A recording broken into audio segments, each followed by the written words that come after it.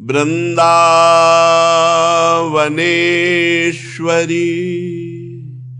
तवैव पदारविन्दम्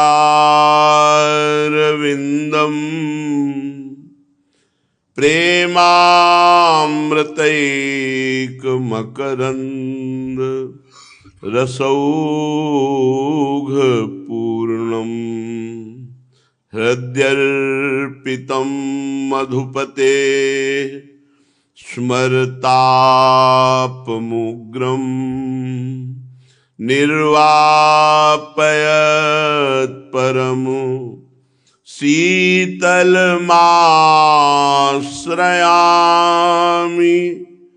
परम शीतलमाश्रयामि।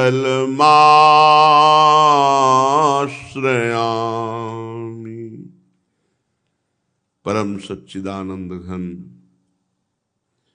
प्रेमानंद स्वरूप नवनिभृत निकुंज महामहिम परम पावन श्री वृंदावन धाम,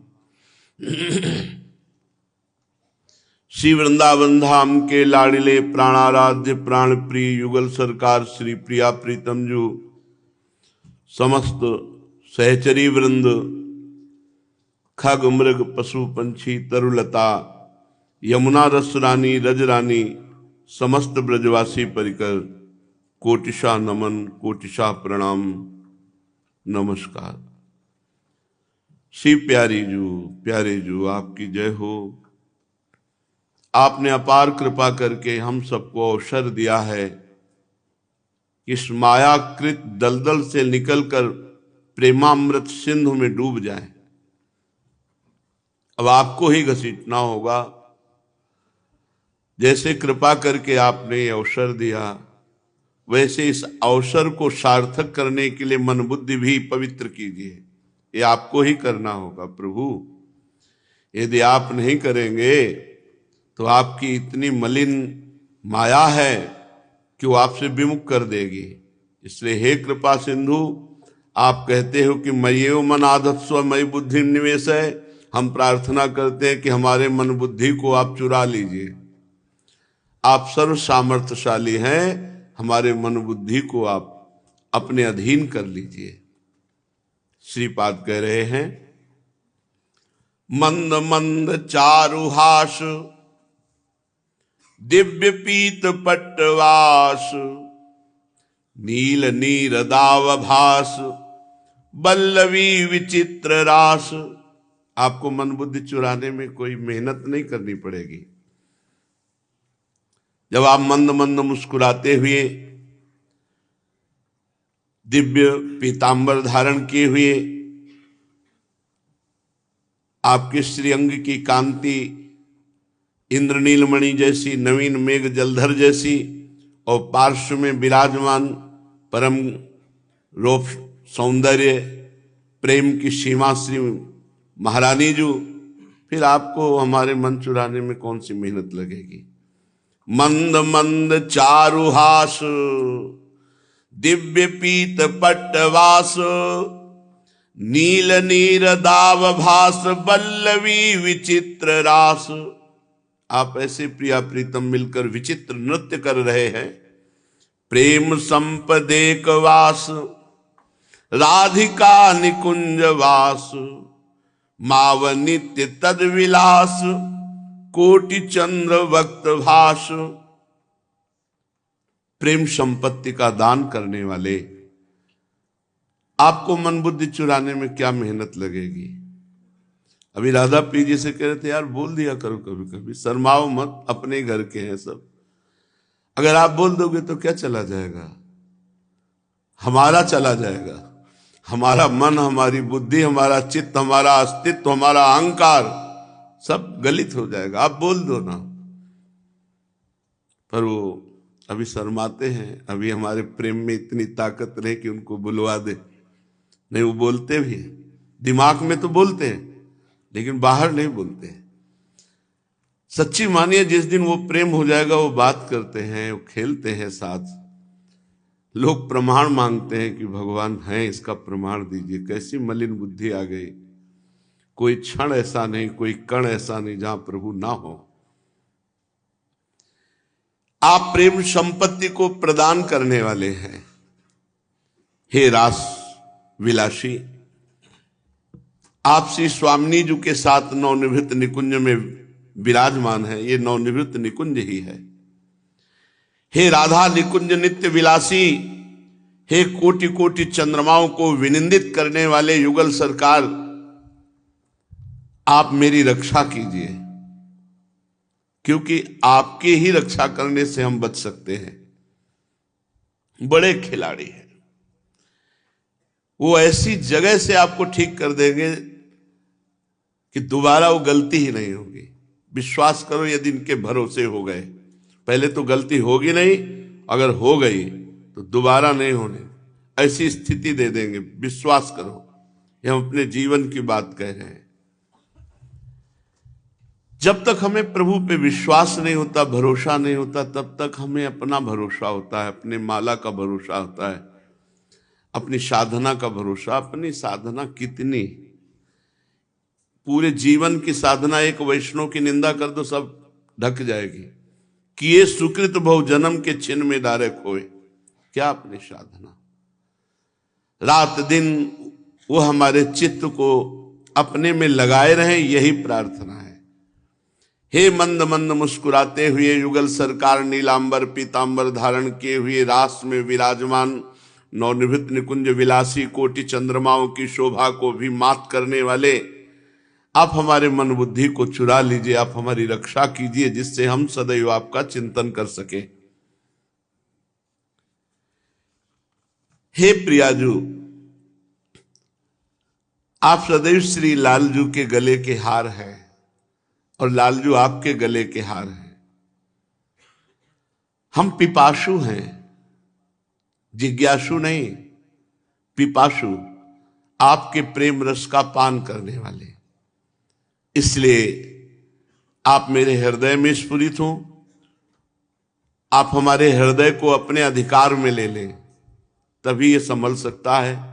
जैसे अर्जुन के रथ की बागडोर जगत गुरु भगवान श्री कृष्ण ने पकड़ ली तो विजय श्री अर्जुन को मिली, ऐसे मेरे हृदय देश में विराजमान होकर हे प्रभु आप शासन कीजिए, आप इंद्रिय मन को अपने अधीन कर लीजिए, तभी हमारी बात बनेगी। एक है ये मार्ग और एक यह है कि मैं इंद्रियों पर विजय प्राप्त करूं, मन पर विजय प्राप्त करूं, फिर बहुत जन्म जन्म। ये मार्ग बहुत बढ़िया है।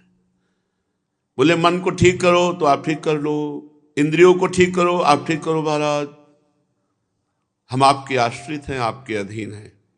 श्री स्वामी हरिदास जी महाराज कह रहे हैं, हम सो ना बिगारन को, तो सो न संवारन को, तो ही मोहि परी होड़, कौन धो जीते कौन धो हारे, पर बदी न तोड़। देखो महाराज, हमारी तुम्हारी इस खेल में होड़ लग गई है।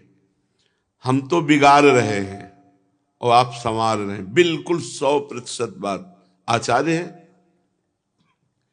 हम जो भी कर रहे हैं वो बिगड़ने वाली ही बात कर रहे हैं, आप जो भी कर रहे हैं वो संवार रहे हैं। पर महाराज हम पे गुस्सा ना होना, क्योंकि हम बिगाड़ रहे हैं तो तुम्हारी माया बाजी पसारी विचित्र, सुन मुनि मोहे काकी कोड़। किसकी गोद में बैठकर बड़े बड़े मुनि जन आपका विस्मरण कर देते हैं, वो प्रचंड माया आपकी है। हरि, हम बिगाड़ते बिगाड़ते जीत गए और आप हार गए, तो न तोड़। हम जीते तुम्हारे तो न तोड़। फिर भी आप ऐसे कृपालु हो आप कि आप हमें छोड़ते नहीं हो। यद्यपि हम आपके विरुद्ध आचरण करते हैं, फिर भी आप मुझे दुलार कर रहे हो। दुलार करते करते संवारते संवारते आप हार गए, क्योंकि मैं नहीं सुधरा और मैं जीत गया। पर फिर भी महाराज आप अपनी ही उदारता पे रहना तो हमारी बात बन जाएगी। हम बिगाड़ने वाले हैं, आप संवारने वाले हैं। ज्यों ज्यों राखत हो त्यों त्यों रहियत हो हरि।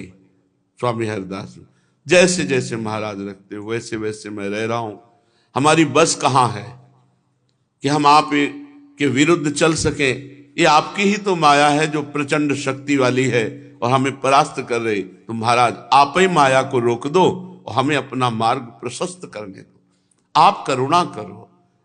जब इस दैन्य भाव में आया जाता है तो परमार्थ का मार्ग भगवान की कृपा से प्रकाशित हो जाता है।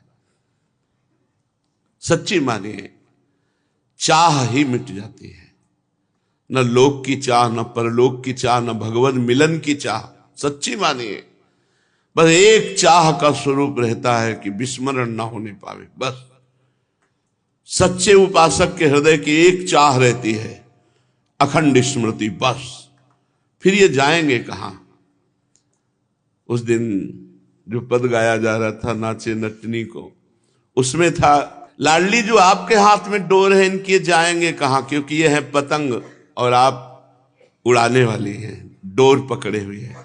पतंगो, निम्बारकाचार्य भगवान जी, पतंगो यथा त्वाम अनुभ्राम्यमाणा, नमस्ते श्री राधिकाये पराये, नमस्ते नमस्ते मुकुंद प्रियाये। इस अष्टक में है, पतंगो यथा त्वाम अनुभ्राम्यमाणा, जैसे पतंग उड़ाने वाला जैसे चाहे वैसे उड़ाए, तो ये अखिल कोटि ब्रह्मांड नायक परात परीश आपकी डोर में बंधे हुए हैं, प्रेम डोरी में, जैसा चाहो आप वैसा ही होंगे। तो आप थोड़ा इनसे कह दो कि अपनी माया को डांट दे और हमारे हृदय में आपके भजन करने का अवसर दे। नहीं, ये प्रपंच घुसा हुआ है इस कोटि का, पूछो मत, पूरा जीवन है। प्यारे, जरा सा लड़खड़ाए तो गिर जाओगे, बिल्कुल लड़खड़ाना नहीं, बिल्कुल इधर उधर मत देखो, मत समझो कि ये गृहस्थ जन बड़े सुखी है। आपको केवल हम इतना बता देते हैं कि हर गृहस्थ से पूछ लो, भैया तुम तृप्त हो गए क्या संसार से? वो ऐसे ही कहेगा कि नहीं, तृप्त नहीं हुए, कोई तृप्त नहीं है। तुम उधर, ये भूत के लड्डू हैं, जो खाए सो पछताए और जो ना खाए सो पछताए। मान लो संतों की बात, मान लो शास्त्र की बात, मान लो और निकल चलो, आंख मूंद लो, निकल चलो। इधर उधर बाजार देखने लगे तो नहीं निकल पाओगे। एक राजा ने एक बाजार लगाई, सब फ्री, और अपने राज्य में घोषणा कर दी कि सूर्यास्त होते होते जो हमारे पास आ जाएगा उसे अपना राज्य पद हम देकर वनवास करेंगे, हम भजन करेंगे। उसके कोई राजकुमार नहीं था, पर बाजार ऐसी थी, सब फ्री। अब जो चले, खान पान भोग विलास सब फ्री। तो बोले सामय तक तो पहुंचना है राजा के पास, लग गए भोग विलास में। अब एक से एक राजभोग की सामग्रियां, सब देखने की, सुनने की, सूंघने की, छूने की, भोगने की, सब फ्री। शाम तक राजा बैठे रहे, कोई नहीं पहुंचा। एक आदमी एक नेत्र वाला था, उसने विचार किया ये बाजार ही इसीलिए लगाई गई है कि मैं वहां तक पहुंच ना पाऊं। तो एक नेत्र केवल अपने लक्ष्य पर लगाया और चल दिया, और सीधे राजा के पास पहुंच गया। राजपद का अधिकारी वो हुआ। एक नेत्र को मतलब समझते हो, जिसका लक्ष्य एक हो गया कि ये बाजार ही इसीलिए लगाई गई कि मैं श्यामा श्याम को प्राप्त न कर पाऊं। ये काम क्रोध का फेंका ही गया है जाल इसीलिए कि मैं श्यामा श्याम तक न पहुंच पाऊं। कोई भी नगर निवासी नहीं पहुंच पाया, केवल एक नेत्र वाला पहुंचा, एक नेत्र वाला, जिसका एक लक्ष्य है भगवत प्राप्ति। विषयान विश्ववत परित्यजन ना पदालंब्य पुनर्भवम भजन, दृढ़ सर्व पुमर्थ सारतामति रश्मिन वस राधिका बने। विषयों को विष के समान त्याग दो, विषयान विश्ववत परित्यजन। आपको सच्ची कहते हैं, भजन करो, ऐसे तुम्हारी स्थिति हो जाएगी, चाह ही नहीं होगी। सच्ची कहते हैं, चाह ही नहीं होगी, स्फुरण ही नहीं होगा, स्फुरण ही नहीं होगा। मतलब बिना भूख के आपको भोजन रखा जाए तो कोई रुचि नहीं होगी ना, ऐसे जीने की रुचि नहीं है। चाहे आज बुला ले, चाहे शाम के बुला ले, चाहे कल बुला ले, चाहे परसों बुला ले, हमें जाना है। ये मलिन भोगों की तरफ जब तक भजन नहीं होता, पुनर्भवम भजन कह रहे, यदि मुक्ति आकर पांव पकड़ ले तो भी हम अपना भजन नहीं छोड़ेंगे।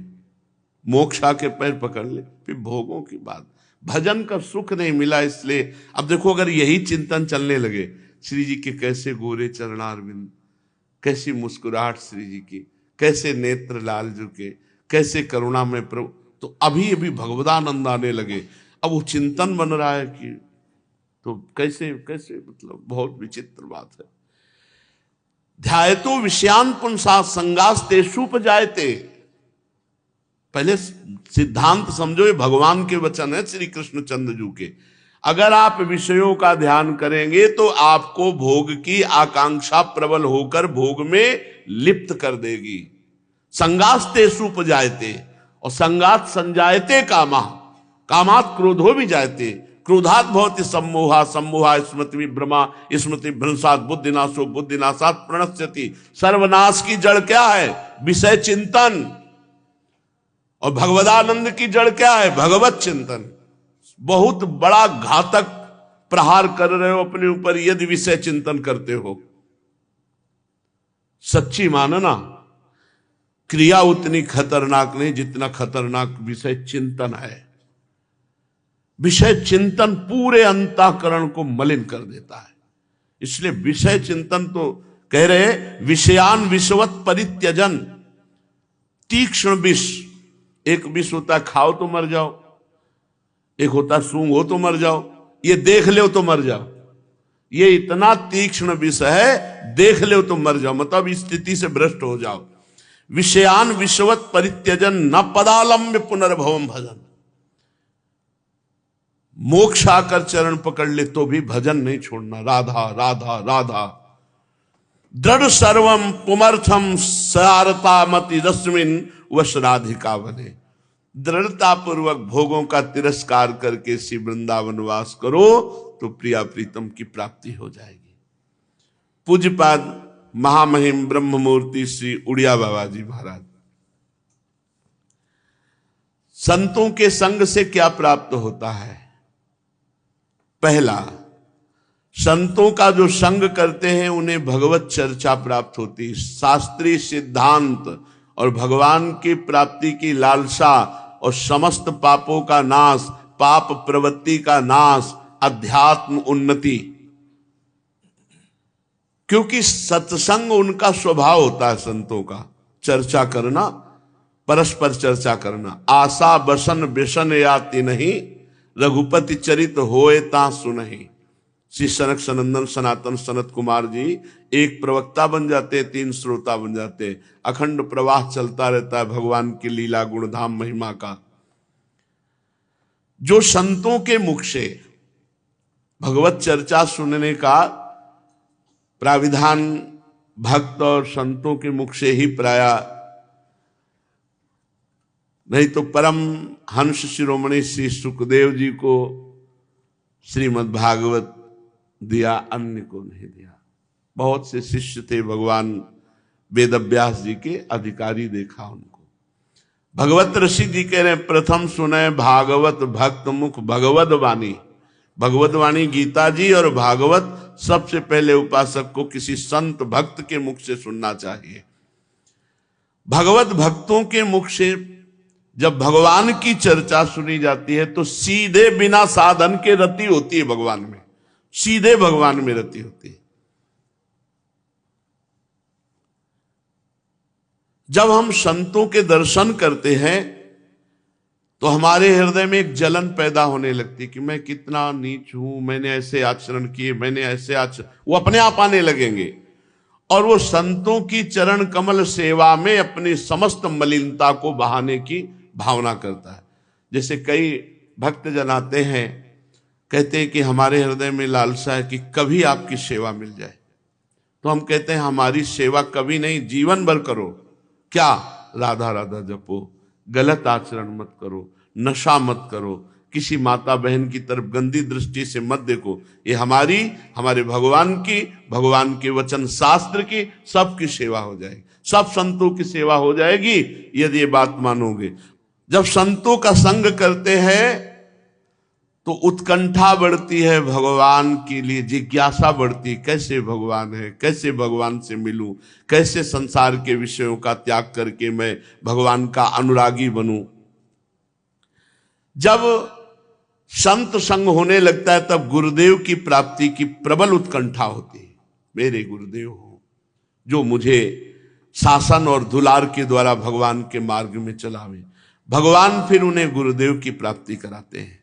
गुरुदेव की प्राप्ति भगवान, क्योंकि भगवान ही गुरुदेव हैं, गुरुदेव ही भगवान है। बंदो गुरुपद कंज कृपा सिंधु नर रूप हरि, स्वयं हरि ही नर रूप धारण करके गुरुदेव के रूप में है। गुरुदेव से प्राप्त जो मंत्र है उसमें दृढ़ विश्वास होना चाहिए कि इसी से भगवत प्राप्ति हो जाएगी। दृढ़ विश्वास। हमें और कुछ सत्संग सुनेंगे हम, उसमें जो हमारे अनुकूल गुरुदेव के होगा वो धारण करेंगे। उपासना अपने गुरुदेव की ही करेंगे। जो हमारे गुरुदेव ने मंत्र दिया, जो गुरुदेव ने मार्ग बताया, उसी पे चलेंगे। देखो, गुरुजन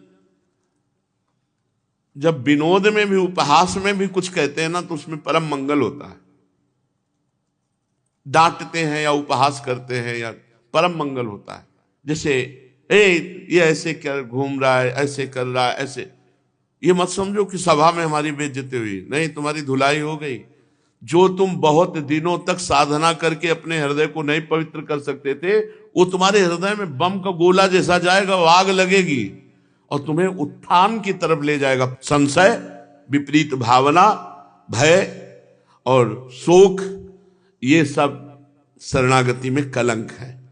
निर्भयता, निश्चिंतता, निशोकता, विपरीत भावना का त्याग, संशय का त्याग, इस शरणागति को पुष्ट करते हैं। तो संत महात्मा गुरुदेव की प्राप्ति कराते हैं और गुरुदेव भगवान की प्राप्ति कराते हैं। जो गुरुदेव ने मंत्र दिया, दृढ़ विश्वास। संत संग से क्या नहीं हो सकता, सत्संग से क्या नहीं हो सकता। लीटरों में बिकने वाला तिल का तेल जब संग करता है इत्र का, तो तोला में बिकने लगता है। बोले 500 रुपया तोला, जो लीटरों में बिकता है। जो पैर के नीचे रज रहती, जब वायु का संग पा जाती तो आकाश में उड़ने लगती। गगन चढ़ई रज पवन प्रसंगा। तो सत्संग से क्या नहीं हो सकता कि यदि सामने वाला बदलना नहीं चाहता, भगवान भी नहीं बदल सकते। भगवान भी नहीं। आप कहोगे भगवान क्यों नहीं बदल सकते? भगवान तो कर्तुम अन्यथा कर्तुम है। दुर्योधन को समझा रहे संधिदूत्र बन के कि भाई देखो, आपने शर्त रखी थी कि 12 वर्ष का वनवास और 13वें वर्ष का अज्ञातवास पूरा कर लोगे तो तुम्हारा राज्य हम वापस कर देंगे। उन्होंने ईमानदारी से तिथि तारीख सहित पूरा विवरण दिया कि पूरा कर लिया है, अब वापस करो। उनका नहीं, राज्य नहीं देंगे। तो कहा आधा राज्य दे दो। भगवान मना रहे हैं। कहा नहीं, आधा राज्य में। कहा 5 गांव दे दो। 5 गांव दे दो। कहा सुई अग्रे न केसवा, सुई की नोक पर भी नहीं दूंगा। देखा ना, भगवान कह समझा रहे हैं, उसकी समझ में आ रहा है कि आखिरकार युद्ध हुआ ना, महाभारत युद्ध हुआ। अगर आप बदलना नहीं चाहते तो आपको कोई नहीं बदल सकता। तो गुरुदेव जो मंत्र दे, उपासना दे, उसमें दृढ़ होना चाहिए, बड़ी दृढ़ता लानी चाहिए। प्रायः जुड़ते गुरुदेव से हैं और आसपास के वातावरण से वो अपने को गुरुदेव की कृपा से वंचित कर लेते। उपासक को चाहिए सीधे गुरुदेव से जुड़े, बस इतनी बात समझ लो। अगर हमारी पकड़ पाए तो आजीवन श्रद्धा तुम्हारी पुष्ट रहेगी। हम केवल गुरुदेव से जुड़े हैं, ना कि अगल बगल से। गुरुदेव की आज्ञा, गुरुदेव के वचन, कभी भी आपकी अश्रद्धा नहीं होगी, कभी आप चूकेंगे नहीं। आपको सिर्फ गुरुदेव के वचन, गुरुदेव के मंत्र, गुरुदेव की उपासना, त्रिभुवन में कोई परास्त नहीं कर सकता। और आप जुड़े किससे थे? किससे जुड़े थे? आप विचार करो। केवल गुरुदेव से। तो आपको केवल गुरुदेव के वचनों पर, उनकी उपासना पर, उनके मंत्र पर, उनकी आज्ञा पर दृढ़ रहना है। कोई नहीं परास्त कर सकता। जब तक गुरु भक्ति नहीं, तब तक भगवान की प्राप्ति नहीं। संत संग का क्या फल हुआ? गुरुदेव का वरण। और गुरुदेव की कृपा का फल हुआ भगवान की प्राप्ति। जब गुरुदेव की सेवा होती है तो इंद्रियों का दमन करना चाहिए। ध्यान दीजिए, गुरुदेव की सेवा का फल है इंद्रियों का दमन, ना कि इंद्रियों को छूट दे देकर मनमानी आचरण करना। हम देखते हैं इतने सत्संगियों में सबका भाव भगवत भाव ही है, तभी तो यहां बैठे हुए। लेकिन नहीं, सबका लक्ष्य भगवत प्राप्ति नहीं है। सब यहां जो भी बैठे हुए हैं, आप बचो और औरों को बचाओ, परमार्थ मार्ग का सूत्र समझो। जो दुष्ट होता है वो आप गए और ही घालें, जो कहूं सतमार्ग प्रतिपालें। अगर गलती करोगे तो मेरे स्वामी साम दाम और दंड भेद से सीधे रास्ते लाऊं, नकली से बनाऊं असली। यही तो मेरे मन में ठणी भगत मेरे मुकुटमणि। सारी की सारी कमियां दूर कर देते हैं भगवान। गुरु संग का मतलब है इंद्रियों का दमन, मन का निग्रह है। मन को विषयों से हटाना, इंद्रियों को विषयों से हटा करके भगवान में लगाना। सर्वात्मना न विसजेत बहिरेंद्रियाणि, ये गुरु संग का फल है। गुरु के समीप रहने वाले उपासक में राग द्वेष की वृत्ति नहीं रह जानी चाहिए, सम बुद्धि आनी चाहिए, सबके प्रति भगवत भाव। संपूर्ण संसार में भगवत बुद्धि होनी चाहिए। जो गुरु के समीप रहता है उसमें यथालाभ संतुष्ट रहने की कला आ जाती है, भोगों की तृष्णा का नाश हो जाता है।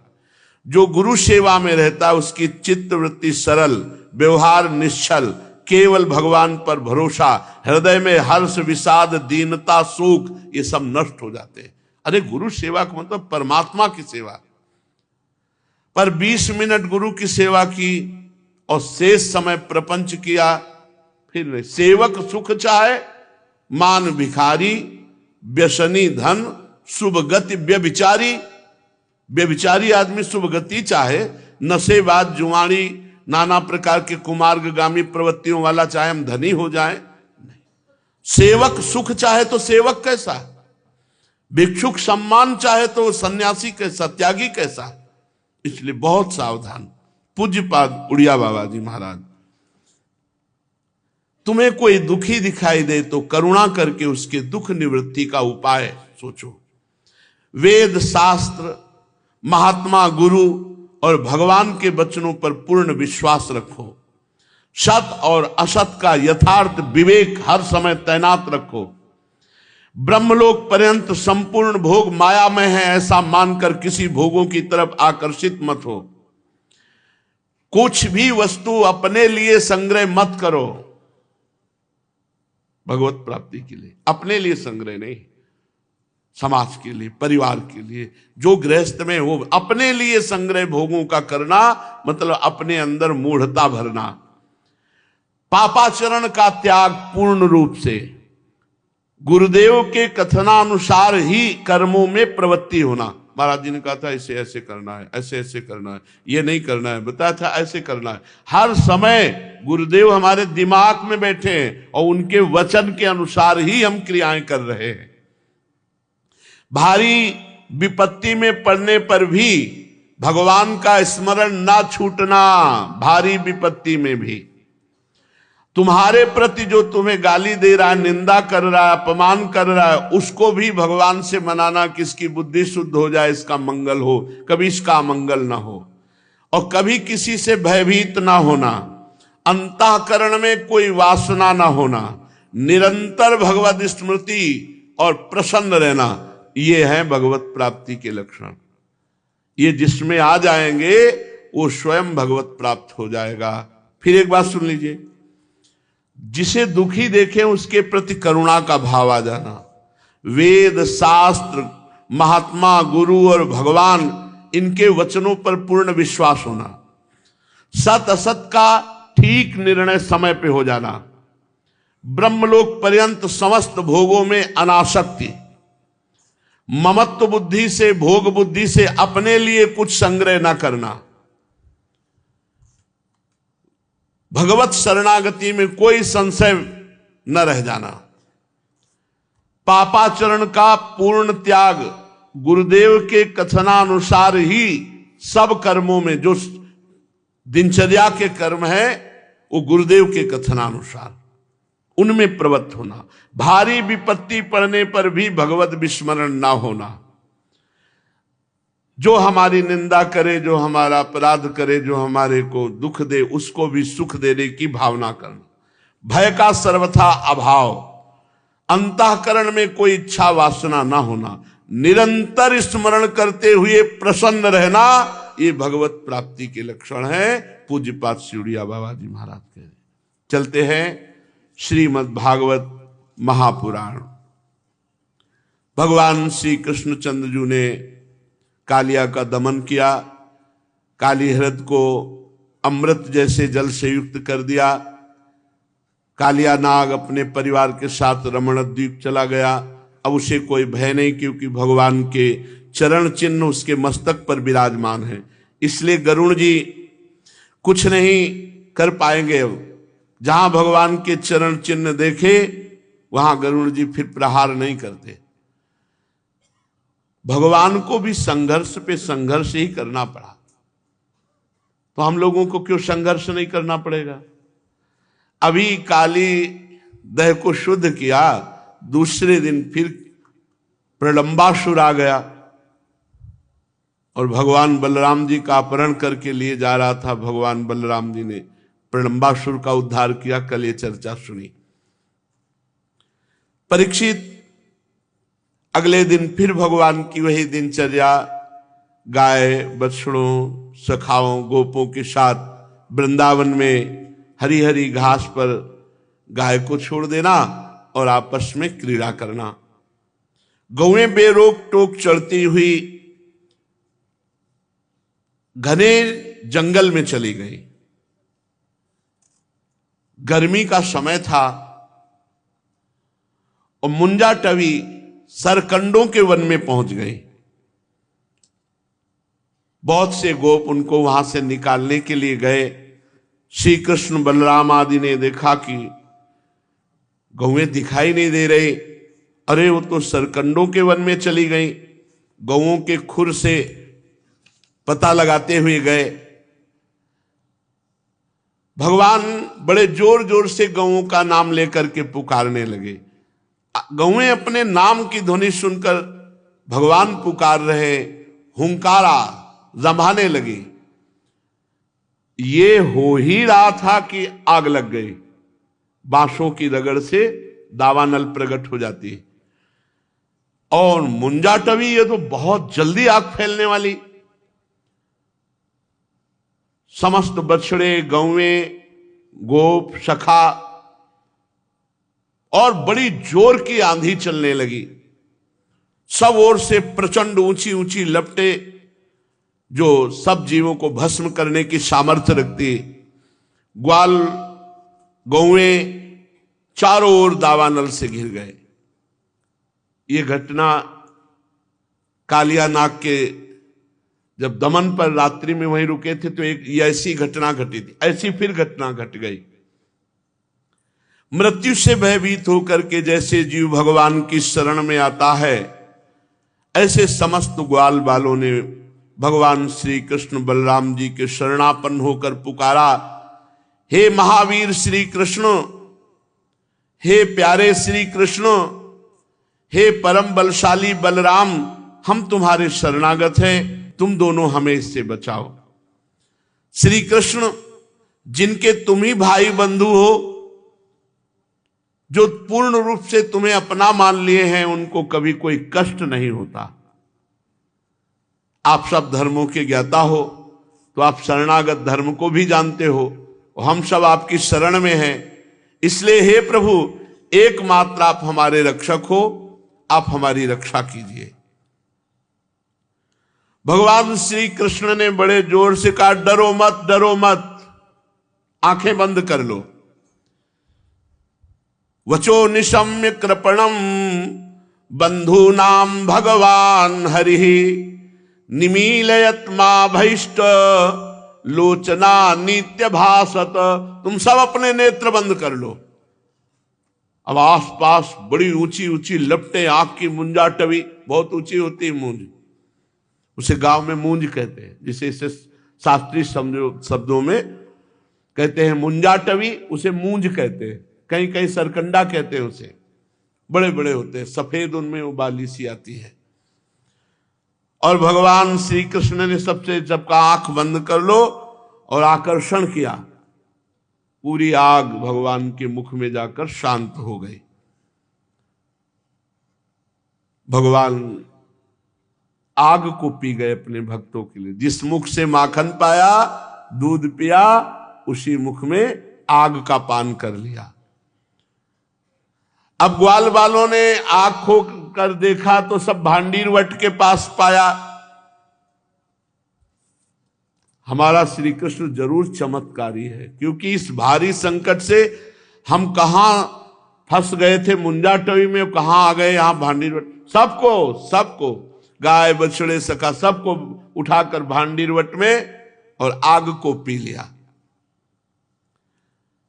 परीक्षित सायंकाल होने पर बलराम जी के साथ भगवान श्री कृष्ण ने गौएं लौटाई और बंशी बजाते हुए उनके पीछे पीछे घर आए। ग्वाल बाल उनकी स्तुति कर रहे थे। ब्रज में गोपियों का श्री कृष्ण के बिना एक एक क्षण 100 युग के समान व्यतीत होता था। शाम के समय सब गोपियां रास्ते में ऐसे खड़ी हो जाती, और जब भगवान गौएं चराते हुए आ रहे हैं तो उनके दर्शन करके सब परमानंद में मगन हो जाती। ग्वाल बालों ने घर पहुंचकर अपनी मां बहन आदि स्त्रियों से और अपने बुजुर्गों से बताया, श्री कृष्ण और बलराम के अद्भुत कर्म की। आज तो हम सब मरी जाते। मुंजा टवी में आग लग गई थी और श्री कृष्ण ने हम सबको भांडीर वट पहुंचा दिया और अपने मुख में आग पी ली। बड़े बड़े गोप और गोपियां सुनकर निश्चय करने लगे कि श्री कृष्ण और बलराम कोई बहुत बड़े देवता हैं जो हमारे ब्रजवासियों की रक्षा के लिए यहां पधारे हैं। ग्रीष्म ऋतु के बाद वर्षा का जब आगमन हुआ, इसमें छोटे छोटे जंतुओं की बड़ी वृद्धि हो जाती है। वर्षा ऋतु में बहुत कीट पतंगा, बहुत छोटे छोटे जीव, और इसमें जो ग्रीष्म में सूखे हुए वृक्ष होते हैं उनको जल मिलने से पुनः जीवन प्राप्त होता है। सूर्य और चंद्रमा पर बार बार मंडल बैठने लगते हैं। बादल वायु चमक कड़क करके बड़ा क्षोभ प्रकट करती है आकाश में। नीले नीले घने बादल आते हैं, बिजली कौंधती है, गड़गड़ाहट होती है और वर्षा होती है। जैसे जीव ब्रह्म स्वरूप है पर माया के गुणों से ढक जाता है तो अपने को शरीर मानने लगता है, ऐसे ही सूर्य और चंद्रमा के ऊपर बादल ढक जाने पर वो दिखाई नहीं देते। जीव ब्रह्म स्वरूप है। भगवान सूर्य राजा की तरह पृथ्वी रूपी प्रजा से 8 महीने तक जल अपनी किरणों से आकर्षित करते हैं और फिर उसे बांट देते हैं। जैसे दयालु पुरुष जब देखते हैं कि प्रजा बहुत पीड़ित है तो दया परवश होकर के वो अपने जीवन प्राण तक न्यौछावर कर देते हैं, वैसे बिजली चमक कर घनघोर बादल आते हैं और प्राणियों के जीवन स्वरूप जल की वर्षा करते रहते हैं। जेठ अषाढ़ की गर्मी से पृथ्वी सूख गई थी, अब वर्षा के जल से सिंचकर वो हरी भरी हो गई। जैसे कोई सकाम भाव से तपस्या करता है तो शरीर दुर्बल हो जाता है और जब तपस्या का फल मिलता है तब फिर शरीर हष्ट पुष्ट हो जाता है। वर्षा के सायंकाल में बादलों से घना अंधेरा छा जाने पर ग्रह और तारों का प्रकाश तो नहीं दिखता परंतु जुगनू चमकते हैं। जैसे कलयुग में सच्चे महात्माओं का सानिध्य बहुत कम मिलता है, पाखंडियों का बहुत बोलबाला हो जाता है। कह रहे जैसे वर्षा कालीन में सायंकाल बादलों का घना अंधेरा छा जाता है, सूर्य और तारों का प्रकाश तो दिखाई नहीं देता, जुगनू चमकने लगती है, केवल जुगनू का प्रकाश। वैसे ही कलयुग में पाप की प्रबलता हो जाने से सच्चे संतों का मिलना कठिन हो जाएगा, पाखंड मतों का प्रचार होगा, वैदिक सिद्धांत लुप्त हो जाएंगे, पाखंडियों का बोलबाला होगा। जो मेढक पहले चुपचाप मिट्टी में घुसे हुए सो रहे थे, जे ही वर्षा हुई सब बाहर निकल पड़े और टर टर टर टर ऐसे आवाज करने लगे, जैसे नित्य नियम से निवृत्त होने पर गुरु के आदेशानुसार ब्रह्मचारी लोग वेद पाठ करते हैं। छोटी छोटी नदियां जो जेठ आषाढ़ में बिल्कुल सूखने गई थी, मानो सूखने को आ गई थी, अब वो घुमड़ घुमड़ कर घेरे से बाहर बहने लगी। जैसे अजितेंद्रीय पुरुष के शरीर और धन और संपत्ति ये सब कुमार्ग में खर्चा हो जाते हैं। जो अजितेंद्रीय पुरुष होता है, भगवत विमुख होता है, उसका पैसे का बहुत बड़ा दुरुपयोग होता है, बहुत बड़ा दुरुपयोग। वो अपने को सौभाग्यशाली समझते हैं, अभिमान उनको बढ़ता है, मैंने बहुत बड़ा दुरुपयोग। पृथ्वी पर कहीं कहीं हरी हरी घास की हरियाली थी, कहीं कहीं वीर बहुटियों की लालिमा, कहीं कहीं बरसाती छत्तों के कारण वो सफेद मालूम हो रही थी कि जैसे जेठ आषाढ़ में नदियां सूख जाती है और फिर जब वर्षा हुई सावन भादो तो जीव सरिता सावन जल, ऐसे ही ये जो अजितेंद्रीय भगवत विमुख पुरुष, इनके पास धन आता है, बहुत गलत जगह इनका प्रयोग हो, गलत जगह खर्चा होता है। सही ढंग से खर्चा करे तो एक एक रुपए की बहुत बड़ी, सो धन धन्य प्रथम गति जाकी।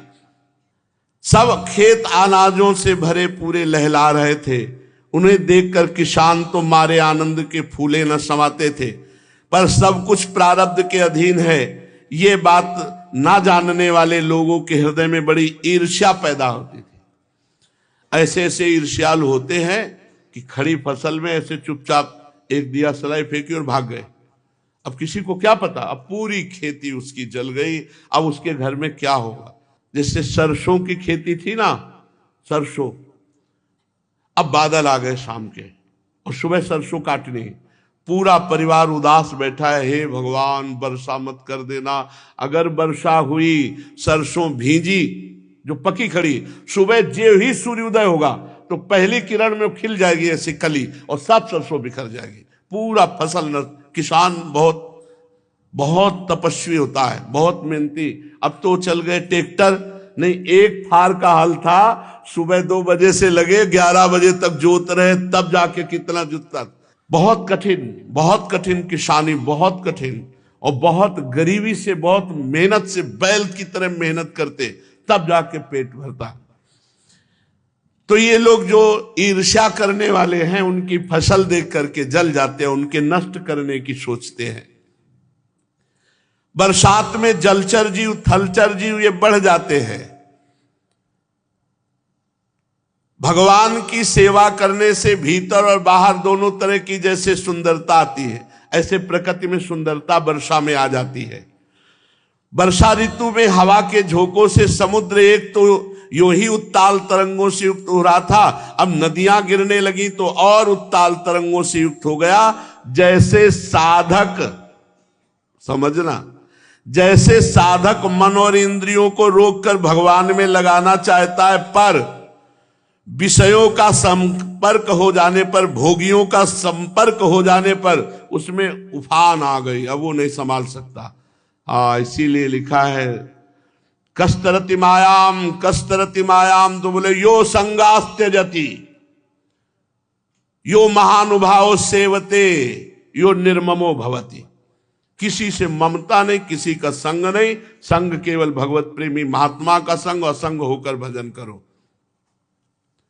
कल एक संत भगवान आए थे कई रूपों में, तो एक संत भगवान प्रश्न किए कि नए साधक को एकांत में भजन करना चाहिए या साधु मंडली में रहना चाहिए।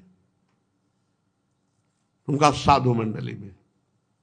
प्रथम भगति संतन करी संगा, क्योंकि नवीन पौधा है, बकरी खा गई तो बकरी का खाया हुआ पौधा दोबारा अंकुरित नहीं होता। प्रियादास जी ने भक्तमाल में लिखा है कि भक्ति का अंकुरण जब हो रहा हो तो साधु रूपी बाड़ लगा दो, साधु संग रूपी बाउंड्री, जिसमें माया रूपी बकरी न प्रवेश करे। बकरी का चरा हुआ किनगा नहीं निकल, वो ऐसे डंठल से चबा जाती है। भक्ति का अंकुरण नहीं होगा, ऐसा प्रभाव माया का। इसलिए साधु मंडली में रहे। तो उन्होंने कहा कि हमारे गुरुजी के यहाँ जो दीक्षा लेते हैं पहले कुछ दिन तो ऐसे, और फिर कहते हैं हम एकांत में रहेंगे, और वो छोड़कर गुरुजी को चले जाते हैं, उनकी सेवा का त्याग कर देते हैं। उनका क्या होगा? उनका कभी कोई परिपक्व अवस्था नहीं प्राप्त होगी। गुरु से विमुख नामदाता, गुरु से विमुख होने वाले की परिपक्व अवस्था नहीं। पेट तो सब पालन कर रहे हैं, परिपक्व अध्यात्म की उन्नति गुरु कृपा पात्र और साधना का अहंकार न हो, ये गुरु चरण सेवा से ही होता है। तो वासना युक्त साधक जब विषयों के संपर्क में आता है तो कामनाओं की उभार में फिर नष्ट हो जाता है। मूसलाधार वर्षा की चोट खाते रहने पर भी पर्वतों पे कोई असर नहीं होता। जैसे परिपक्व साधक है तो काम की चोट, क्रोध की चोट, निंदा, स्तुति, अपमान की चोट कोई फर्क नहीं पड़ता। जैसे पर्वत पर वर्षा हो मूसलाधार तो कोई फर्क नहीं पड़ता। ऐसे संत का हृदय होता है। जो मार्ग कभी साफ नहीं किए जाते थे उनमें घास ढक गई, उनको पहचानना कठिन हो गया। कलयुग में भगवत मार्ग ढक जाएंगे, पहचानना कठिन होगा, पाखंड के मार्ग खुल जाएंगे। शुद्ध भगवत चर्चा, शुद्ध भगवत मार्ग तो बहुत ही कठिन हो गया। यद्यपि बादल बड़े लोकोपकारी हैं पर बिजलियां उनमें स्थिर नहीं रहती। जैसे भ्रष्ट आचरण वाली स्त्रियां कभी अपने पति का अनुगमन नहीं करती। जो भ्रष्ट आचरण वाली है वो अपने पति के अनन्य नहीं रहेंगी। उनका स्वभाव हो गया है चंचल, तो फिर वो टिकना। और ये आज का जो समय चला है गर्लफ्रेंड बॉयफ्रेंड, ये पहले ही सब भावनाएं दूषित हो जाती हैं, अपवित्र भावनाएं, तो कैसे गृहस्थी कैसे बढ़िया होगी इनकी। आकाश में मेघों की गर्जना तर्जना बड़ी जोर से होती है और इंद्रधनुष दिखाई देता है। जैसे सतोगुण, रजोगुण, तमोगुण, इस विश्व के बखेड़े में निर्गुण ब्रह्म छुपा हुआ है, पर ये तीन दिखाई दे, सतोगुण, रजोगुण, तमोगुण। ये इंद्रधनुष की भांति ये दिखाई दे रहा है यही गुण, लेकिन इनमें जो व्याप्त है वो परमात्मा अनुभव में नहीं आ रहा। बादलों के शुभागमन से मोरों का रोम रोम खिल जाता है और वो कुहकर नृत्य करके आनंद मनाते हैं। ठीक वैसे ही जैसे गृहस्थी में जो लोग हैं उनको जब भगवत प्रेमी महात्मा मिलते हैं तो उनका हृदय आनंद से नाच उठता है। आज अहोभाग्य भगवत प्रेमी महात्मा का दर्शन हुआ, आज अहोभाग्य उनके वचन सुनने को मिले, आज अहोभाग्य उनकी सेवा बनी। जो वृक्ष जेठ अषाढ़ में सूख गए थे वो अपनी जड़ों से जल पीकर पत्ते फूल डालियों से खूब सज धज गए। जैसे कोई सही तपस्या करने वाला जब तपस्वी अपनी तपस्या का फल पाता है तो वो प्रफुल्लित हो जाता है। तालाबों के तट कांटे, कीचड़, जल के बहाव के कारण प्राय अशांत रहते हैं, परंतु सारस एक क्षण के लिए भी उन्हें नहीं छोड़ता। जैसे अशुद्ध हृदय वाले विषयी पुरुष सदैव भोगों में ही लगे रहते हैं, वो भोगों को छोड़ने की बात सोच ही नहीं सकते। वर्षा ऋतु में इंद्र की प्रेरणा से बड़ी वर्षा होती है, इसलिए नदियों के बांध और खेतों की मेड़ें टूट जाती है। कलयुग में जैसे पाखंडियों के मिथ्यावाद से सही भगवत मार्ग ये गुप्त हो जाएंगे, सही भगवत मार्ग गुप्त हो जाए।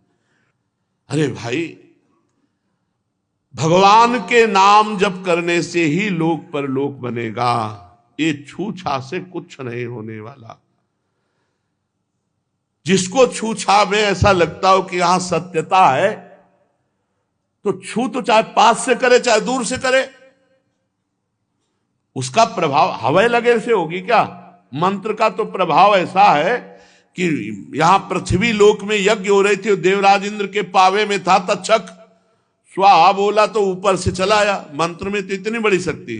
हमारा प्रारब्ध क्षय हुआ तो हम ठीक हो जाएंगे, हमारा प्रारब्ध क्षय नहीं हुआ तो कोई ना डॉक्टर ठीक कर सकता है ना कोई छूछा ठीक कर सकता है। प्रारब्ध बड़ा बलवान होता है। प्रारब्ध को मिटाया नहीं जा सकता, केवल भजन के द्वारा ही उसको सहा जा सकता है, रोका थोड़ा जा सकता है, अधिक को कम में किया जा सकता है। मिटाया, पूर्ण मिटाना बड़ा कठिन है प्रारब्ध को, और जो मिटाने के सामर्थ्य रखते हैं उनको ज्ञान हो जाता, फिर वो मिटाते नहीं। इसलिए कहते कलयुग में ये पाखंडियों का बोलबाला हो जाएगा। बड़ा विचित्र खेल है, बड़ा विचित्र खेल।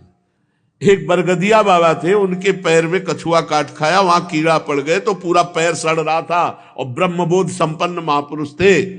आप कैसे समझते हो? प्रारब्ध भोग बड़े बड़े को भोगना पड़ता है। इसलिए कह रहे कि कलयुग में पाखंडियों का मत चलेगा, चलेगा, दौड़ेगा पक्का। और रात दिन माला चलाओ, भजन करो, सत्य मार्ग में चलो, भगवान के मार्ग में चलो, जो अविनाशी है, त्रिकाल में कभी धोखा नहीं हो सकता। इसमें विश्वास नहीं होगा, इसमें विश्वास। सबको ऐसा लगता है कि हम कुछ ले दे के बाबा जी को और हम भोगे भोग, और बाबा जी करे योग, और हम कुछ फल फूल रुपया दे दे और खूब चकाचक रहे। नहीं भाई, ऐसा विधान नहीं है। अवश्य में वो भोक्तव्यम कृतम कर्म शुभाशुभम, को न काहू के सुख दुख कर दाता, और निज कृत कर्म भोग सुन भ्राता। अपने कर्म को भोगना पड़ेगा। इसलिए भगवान का नाम जप, भगवान की मंत्र जप, भगवान की सेवा, भगवान के भक्तों की आराधना, ये बात तो हमारी समझ में आती, लेकिन ये समझ में नहीं आती कि कोई तुम्हें छू कर देगा तुम सिद्ध हो जाओगे, ऐसा नहीं। बहुत देखो कर्म कितना प्रबल है। हठ कर लिया आत्मदेव ने भागवत में प्रारंभ में कि या तो पुत्र देव, नहीं तुम तुम्हारे सामने मर जाएंगे। तो संत भगवान ने एक फल दिया। अब उनके भाग्य को पढ़ के बता रहे थे 7 जन्म तक तुम्हारे संतान नहीं है। तो क्या हुआ? फल लेके गए तो उनकी पत्नी धुंधुली ने फल नहीं खाया, गाय को खवा दिया। देखा ना प्रारब्ध कैसा बुद्धि बदल दी कि इतना सिद्ध फल वो गाय खवा दिया अपने, और उनके नहीं हुआ, बहन का लेकर के धुंधकारी। जैसे वायु की प्रेरणा से घने बादल प्राणियों के लिए अमृत में जल की वर्षा करते हैं, ऐसे कभी कभी बड़े संत जन धनी लोगों को आदेश दे करके गरीबों की सेवा कराते हैं।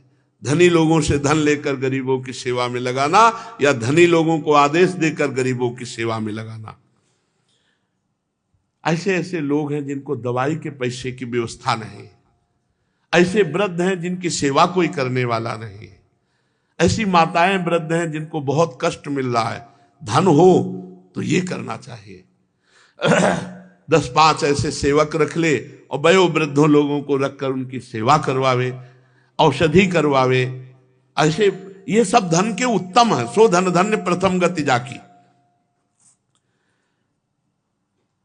वृंदावन में ऐसी शोभा से युक्त वृक्ष लताओं के बीच में भगवान श्री कृष्ण बलराम गौएं चराने आते हैं। खूब हरी हरी घास गौएं चरते हो, बड़े बड़े थन सब दूध से भरे हुए। और भगवान श्री कृष्ण जब उनका नाम लेकर पुकारते हैं तब प्रेम परवश होकर वो दौड़ी हुई भगवान के पास आती हैं, तो अति शीघ्रता के कारण उनके दुग्ध से वृंदावन की भूमि सिंचित जाती है। वनवासी भील और भीलिनियां भी बड़ी आनंदित हैं। वृक्षों की पंक्तियों से मधुधारा बह रही है, पर्वतों से झरने झरझर, बड़ी सुरीली आवाज, बहुत सुंदर गुफाएं। तो जब वर्षा होती है तो भगवान गुफाओं में छिप जाते हैं, किसी खोड़र में छिप जाते हैं, और कंदमूल फल पाकर सखाओं के साथ कभी कभी जल वर्षा में खेलते हैं। वर्षा हो रही और भगवान कृष्ण बलराम सखा सब जल में भींजते हुए खेलते। कभी किसी चट्टान पर खुली बैठ जाते हैं, कभी ग्वाल बालों के साथ मिलकर घर से लाया हुआ दही भात दाल शाक आदि खाते हैं। वर्षा ऋतु में बैल बछड़े थनों के भारी भार से थकी हुई गौएं, ये सब बहुत जल्दी से घास चल लेती, हरी हरी घास पर बैठकर आंख मूंद कर जुगाली करती रहती। वर्षा ऋतु की सुंदरता अपार, वो भी वृंदावन के संयोग में तो और सुंदर। इसमें संदेह नहीं कि ये ऋतु, ये गाय, ये बैल, ये बछड़े सब के सब भगवान की लीला के दिव्य विलास हैं। भगवान देख देख कर बहुत प्रसन्न होते हैं, बार बार आनंदित होकर कभी नृत्य करते हैं, कभी गायन करते हैं, कभी प्रशंसा करते हैं। इस प्रकार श्याम और बलराम बड़े आनंद से ब्रज में निवास कर रहे हैं। इसी समय वर्षा ऋतु बीती और शरद ऋतु आ गई। अब आकाश में बादल नहीं रहे, जल निर्मल हो गया, वायु बड़ी धीमी गति से चलने लगी। शरद ऋतु में कमलों की उत्पत्ति, जलाशयों के जल ने अपनी स्वच्छता प्रकट कर दी। जैसे कोई साधक भ्रष्ट हो जाए तो फिर कड़ा नियम लेकर योग का सेवन करता है तो निर्मल हो जाता है, ऐसे शरद ऋतु में वर्षा से मलिन हुए सरोवर निर्मल हो जाते हैं। भ्रष्ट हो जाए तो इसका मतलब नहीं कि हम गिरते ही चले जाए, नहीं, फिर कड़ा नियम ले और फिर आगे बढ़े। शरद ऋतु ने आकाश के बादल, वर्षा काल के बड़े हुए जीव, पृथ्वी की कीचड़ और जल के मटमैलेपन को नष्ट कर दिया। जैसे भगवान की भक्ति से चाहे ब्रह्मचारी हो, चाहे गृहस्थ हो, चाहे वानप्रस्थ हो, चाहे सन्यासी हो, सब प्रकार के अशुभों का, पापों का, विकारों का नाश कर देता है भगवान की भक्ति से। बादल अपने सर्वस्व जल का दान करके उज्जवल कांति से सुशोभित होते हैं। जैसे जिसके पास धन अधिक है उसे चाहिए कि परलोक के लिए अपनी कामनाओं को, अपने भोगों को थोड़ा रोक करके दूसरों के हित में अपने धन को लगा दे, दूसरों के मंगलमय कार्यों में लगा दे। पर्वतों से कहीं कहीं झरने झरते हैं और कहीं कहीं अपने कल्याणकारी जल को नहीं बहाते। ऐसे ही ज्ञानी पुरुष जब देखता है अधिकारी है तो अपने ज्ञान का दान कर देता है, और कहीं कहीं देखता है कि अनाधिकारी है तो मौन हो जाता है, उनसे बात नहीं करते। छोटे छोटे गड्ढों में भरे हुए जल के जलचर जीव ये नहीं जानते कि 4 दिन के बाद ये गड्ढा सूख जाएगा और फिर हमें मरना पड़ेगा। ऐसे ही ये कुटुंब भरण पोषण में भगवान से विमुख लोग ये नहीं जानते कि 4 दिन बाद आयु क्षीण हो जाएगी, वो मर जाएंगे, और जो हमें लाभ मनुष्य योनि में मिलना चाहिए वो हम नहीं ले पाए। क्या? भगवान का भजन। शरतकालीन सूर्य की प्रखर किरणों से बड़ी पीड़ा होने लगी। जैसे जिस साधक की इंद्रियां बस में नहीं होती उसे तरह तरह के ताप और पाप में फंसा देती इंद्रियां। अपनी इंद्रियों को संयम में रखने वाला साधक, साधु ही परमानंद को प्राप्त होता है। पृथ्वी धीरे धीरे अपना कीचड़ छोड़ने लगी, घास पात धीरे धीरे अपनी कचाई छोड़ने लगे। जैसे विवेक संपन्न साधक धीरे धीरे अनात्म पदार्थों का त्याग कर अपनी आत्मा में स्थित हो जाता है। शरद ऋतु में समुद्र का जल स्थिर, गंभीर, शांत हो गया।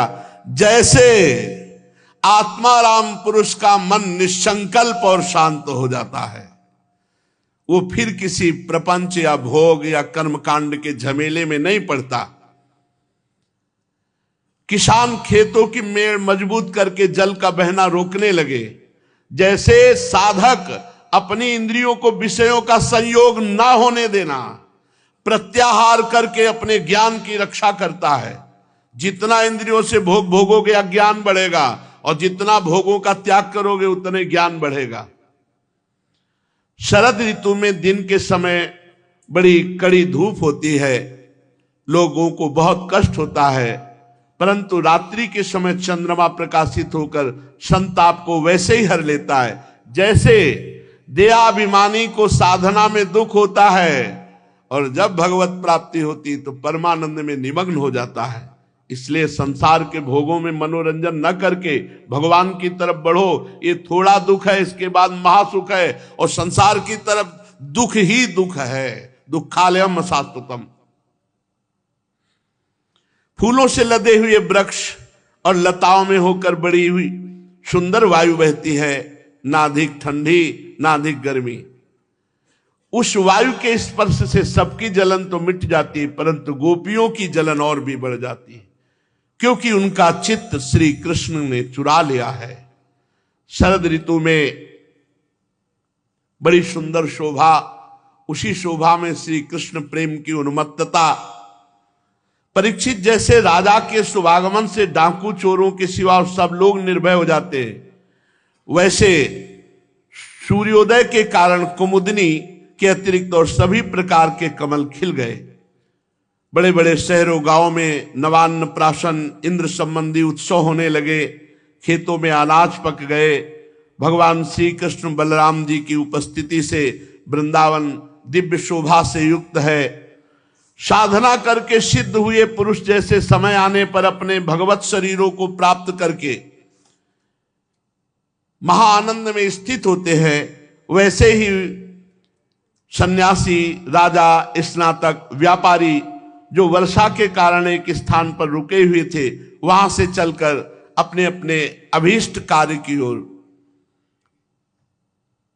बड़ा सुंदर वृंदावन है और लालजू की बड़ी सुंदर बंसी बज रही है। उस बंसी को सुन करके जो गोपियों के हृदय में भाव आ रहा है वो वर्णन करते हैं, इसे वेणु गीत कहते हैं। इसकी चर्चा आगे करेंगे। श्री राधा वल्लभ लाल की जय।